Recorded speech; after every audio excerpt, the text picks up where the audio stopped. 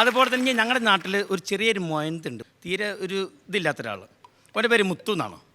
മുത്തുവിൻ്റെ figure തന്നെ വളരെ ഒരു ഇങ്ങനത്തെ ഫിഗറാണ് മുത്തു ഫിഗർ. അപ്പം ഞങ്ങൾ ഇലക്ട്രീഷ്യൻ്റെ വർക്കിന് പോകുന്നുണ്ടായിരുന്നു. അപ്പോൾ ഞങ്ങൾ വീട്ടിലേക്ക് ചെന്നു. അപ്പോൾ ചെന്നാൽ ഞങ്ങൾ വയറിങ്ങിൻ്റെ പണി പഠിക്കുന്ന സമയത്ത് ഞാൻ എൻ്റെ ഫ്രണ്ട് നൗഷാദ് ഉണ്ട്. അപ്പോൾ ഞങ്ങൾ ഈ വയറിങ്ങിൻ്റെ പണികളൊക്കെ സാധനം അന്ന് ഓപ്പൺ വയറിംഗ് ആണ്. ഓപ്പൺ വയറിങ് ഞങ്ങൾ വളരെ റിസ്ക് എടുത്തുകൊണ്ട് ഓപ്പൺ വയറിങ് വളരെ ക്ലിപ്പൊക്കെ അടിച്ച് സെറ്റപ്പിലാക്കി, നല്ല ബോക്സ് മാത്രമേ കൺസൾട്ടായിട്ട് അകത്തേക്ക് ഇരിക്കുള്ളൂ. ബാക്കി എല്ലാ വയറും ഓപ്പൺ ആയിട്ട് ഇങ്ങനെ വെച്ചുകൊണ്ടിരിക്കുന്ന പൈപ്പ് സെറ്റാക്കി വെച്ചു. അങ്ങനെ ഇവൻ്റെ വീട്ടിലെ പണി. ഈ ചെക്കൻ എന്ത് ചെയ്തു, ഞങ്ങൾ രാവിലെ ചെന്ന് സ്വിച്ച് ബോർഡ് മാത്രം ഫിറ്റ് ചെയ്താൽ മതിയല്ലോ, തലേദിവസത്തെ പറക്കൊക്കെ എടുത്ത് സെറ്റാക്കി വെച്ചിരിക്കുക. അങ്ങനെ ചെന്ന സമയത്തുണ്ട് ഈ മുത്ത് കംപ്ലീറ്റ് വയറ് വലിച്ച് പുറത്തേക്ക് ഇട്ട് ബോർഡൊക്കെ ഇളക്കി ആ പൈപ്പൊക്കെ പുറത്തേക്ക് ഇട്ട് ആകെ വികൃതമാക്കി കിടക്കണം. ഇത് കണ്ടോടും ഞങ്ങൾ 2 ദിവസത്തെ പണിയാണ് പോയത്. ആകെ ഭ്രാന്ത് തലക്ക് പിടിച്ചു. അപ്പോൾ എൻ്റെ അടുത്ത് പറഞ്ഞു, നൗഷാദ് എൻ്റെ അടുത്ത് പറഞ്ഞു, ഞാൻ ചെറിയൊരു പണി കൊടുക്കാം.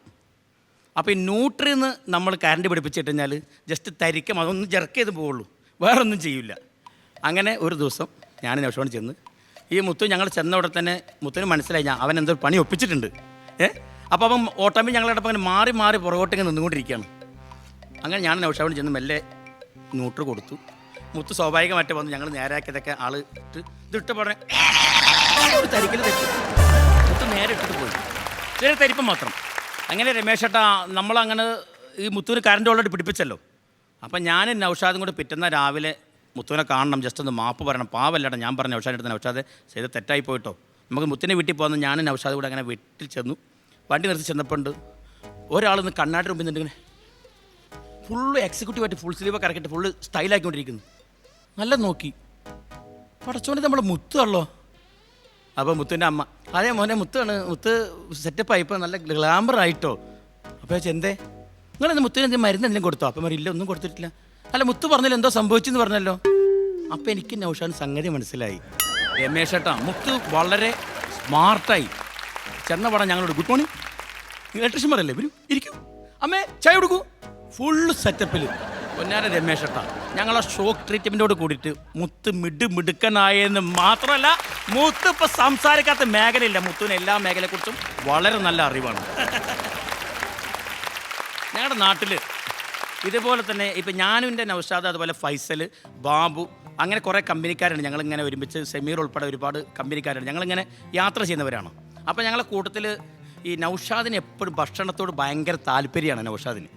അപ്പോൾ നൗഷാദ് വലിയൊരു ബോർഡ് കണ്ട്, വെൽക്കം, ഹോട്ടലിലേക്ക് സ്വാഗതം, നിങ്ങൾ കഴിക്കുന്ന പൈസ നിങ്ങൾ തരണ്ട, ഞങ്ങൾ നിങ്ങളുടെ പേരക്കുട്ടികളുടെ കയ്യിൽ നിന്ന് മേടിച്ചോളാം എന്ന് പറഞ്ഞൊരു ബോർഡ്.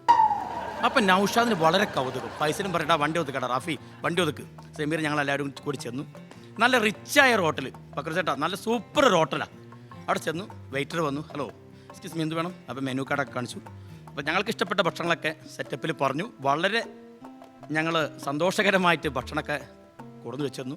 അതൊക്കെ കഴിച്ചൊക്കെ ക്ലീനക്സ് ടിഷ്യൂ പേപ്പർ കൊണ്ട് മുഖമൊക്കെ തുടച്ചു. അന്നപ്പണ്ട് ഇതിനൊക്കെ ബ്ലാക്ക് കോട്ടിട്ട് ചങ്ങാതി ഒരു ഇതിനകത്ത് ബില്ല് കൊണ്ടുവരുന്നു. ബില്ല് ഞങ്ങൾ 4-5 പേര് കഴിച്ചത് 3700 ചില്ല രൂപ ബില്ല് കൊണ്ടുവരുന്നു. എന്താ നിങ്ങൾ പറഞ്ഞു? അപ്പം നിങ്ങൾ ബോർഡ് വെച്ചിട്ടുണ്ടല്ലോ ഇവിടെ ഭക്ഷണത്തിന് ഫ്രീ ആണ്, നിങ്ങൾ ഭക്ഷണം കഴിക്കുന്നതിൻ്റെ പൈസ തരണ്ട, നിങ്ങളുടെ പേരക്കുട്ടികളായി ഞങ്ങൾ മേടിച്ചോളാന്നൊരു ബോർഡ് ഉണ്ട്, എന്താ സംഭവം എന്ന് ചോദിച്ചു. അപ്പോൾ അയാളെന്താ പറഞ്ഞറിയോ, നിങ്ങളുടെ ബില്ലല്ല പൊന്നാര സഹോദരങ്ങൾ, ചൂടാവണ്ട, നിങ്ങൾക്കുള്ള ബില്ലല്ല, നിങ്ങളുടെ ബില്ലല്ല, നിങ്ങളുടെ മുത്തശ്ശന്മാർ പണ്ട് ഇവിടുന്ന് കഴിച്ച് പോയിട്ടുണ്ട് ഞങ്ങൾ ഉപ്പാപ്പ ഹോട്ടലിൽ നടത്തുന്ന കാലത്ത് അവരെ ബില്ലാണ് തരണേന്ന്.